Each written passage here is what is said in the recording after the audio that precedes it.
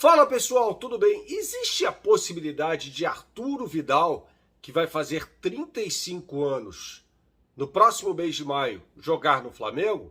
Jogador da Internazionale. Aliás, jogou nesse fim de semana contra o Torino e entrou em campo começando a partida no banco de reservas, tá? Mas foi titular contra o Liverpool no jogo da UEFA Champions League, em que a Internazionale derrotou o Liverpool por 1-0, jogando em Anfield, e jogou pra caramba, tá? Eu lembro a você que este vídeo tem um oferecimento Outsiders Tours, a melhor agência de viagem do Brasil. Eu sempre falo sobre isso. Quer ver jogo na Europa? É com o Fernando que você tem que falar na Outsider Tours, tá?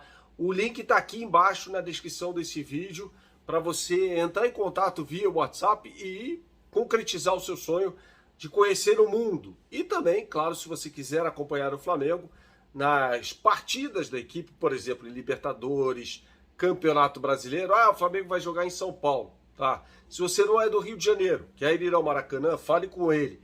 E a cereja no bolo, meu camarada, Copa do Mundo Qatar 2022, com direito a ingresso também no pacote, tá bom? Outsider Tours, o link está aqui embaixo na descrição desse vídeo. Vamos dar uma moral também para o professor de guitarra e violão Átila Reis. Está aqui o site dele, tá? Na descrição deste vídeo.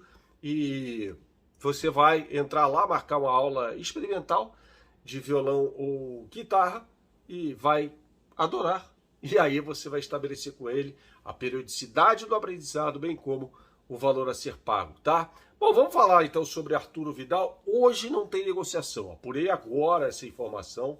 Neste momento não há nenhum tipo de negociação no Flamengo por Arturo Vidal. É um jogador que vai ficar livre no mercado no próximo mês de junho. Hoje ele já pode assinar um pré-contrato, tá? Se a Internazionale decidir não renovar o contrato dele. Eu tenho muitas dúvidas se a Inter faria esse movimento. Explico.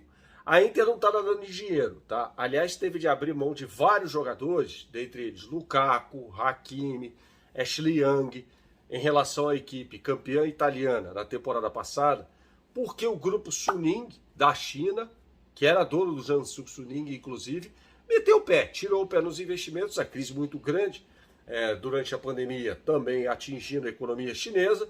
Então esses grandes grupos de futebol meio que tiraram o pé, né? O Evergrande, o Suning, dentre outros grupos.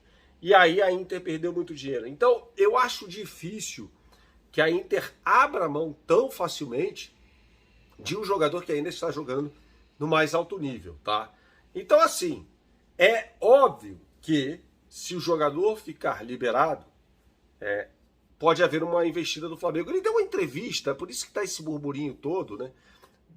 Falando do carinho que ele tem pelo clube do Rio de Janeiro, tá, uma coisa muito bacana, até porque jogou no Colo-Colo, que é o gigante do futebol chileno, campeão de Libertadores inclusive em 1991, e o Colo-Colo é o Flamengo lá do Chile, né, o time de maior torcida, de maior mobilização, tal. Então acho que parece que vem daí essa identificação. Mas é sempre bom lembrar que nem sempre isso se traduz em uma passagem do jogador pelo clube ou pelo país que ele gosta. O Griezmann, por exemplo, é fanático pelo Uruguai.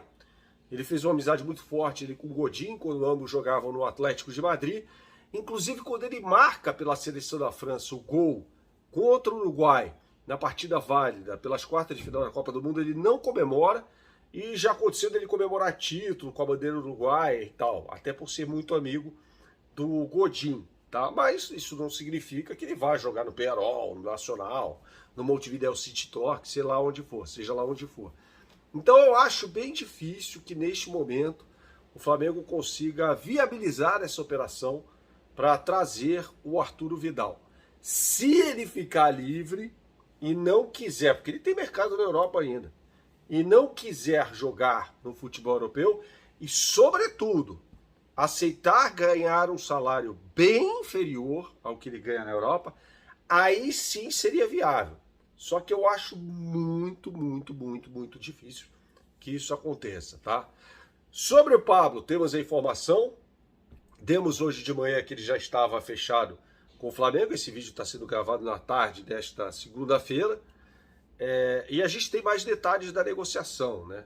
Uma negociação que envolveu compra de direitos por 13 milhões de reais, né, pagos ao Locomotiva. Esse dinheiro será parcelado, além de um contrato assinado até 2025 com o jogador.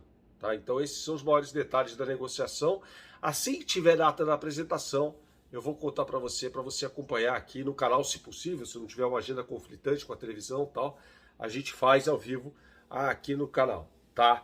Já falei sobre ele em vídeos anteriores, é um jogador muito bom, é um velho conhecido do Paulo Souza que pode atuar pelo lado esquerdo. Ele tem uma vasta experiência, inclusive, marcando jogadores que tentam, de velocidade, até o zagueiro rápido, e tem condição de fazer isso, jogadores que entram como pontas pelo lado direito do ataque do rival, do adversário, né? Ele fez muito bem esse papel, por exemplo, quando jogava no Corinthians, que tinha como um dos seus pontos fortes ofensivos o Guilherme Arana, né? Lembre-se do Corinthians de 2017, que tinha um ataque muito forte, com o Gil sendo municiado muito pelo Arana, né? E depois, vejam só, contava com o Romero, que era uma espécie de secretário do Guilherme Arana também, ajudando nesse processo de marcação. Então aqui o Pablo ficava no mano a mano ali. Eventualmente até ele ficava e conseguia dar conta do recado. Então assim, com o Pablo eu acho muito difícil, por exemplo, que o Bruno Henrique jogue como um ala. Eu já expliquei isso. Porque com o Pablo, ou com 3 zagueiros de fato, como aconteceu na partida contra o Bangu, o que acontece?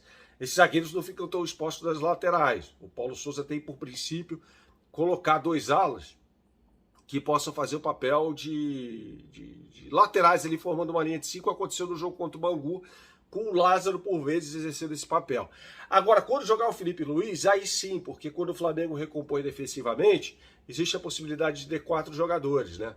O lateral direito, que pode ser o Mateuzinho, o Fabrício Bruno, o Davi Luiz e o Felipe Luiz. Aí o Bruno Henrique pode ser. Então eu acho muito difícil que o Bruno Henrique seja o ala, como admitiu para Paulo Souza na entrevista coletiva pós-jogo, em que o Flamengo goleou o Bangu, seja um ala quando ele tiver 3 zagueiros de fato, de ofício, na defesa. Mas quando ele tiver o Felipe Luiz, pode ser que aconteça assim. Aliás, nesta terça-feira, às 11 da manhã, tem uma live com um ótimo analista português, Antônio Tadeia, para falar sobre técnicos portugueses no Brasil. E ele vai contar para a gente quem é melhor, Abel Ferreira, JJ, Vitor Pereira ou Paulo Souza. Você não pede por esperar. Saudações, até a próxima. Tchau, tchau.